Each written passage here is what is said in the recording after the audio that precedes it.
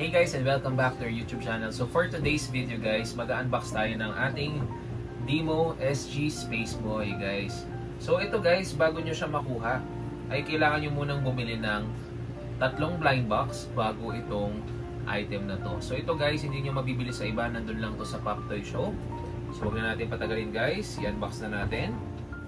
So ito siya guys, pagka tinanggal nyo na siya sa kanyang nakalagay na box na blister, no?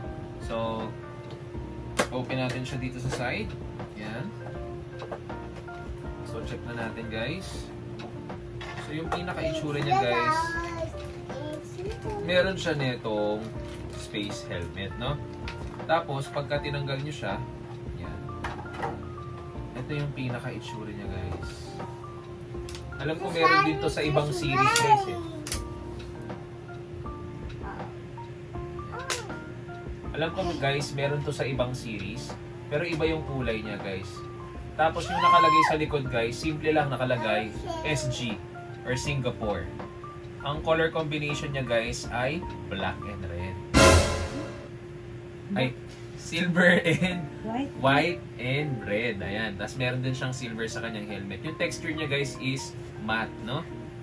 So, ito guys, maganda talaga tong demo na to guys. Lalo na kapag mahilig kayo sa space team.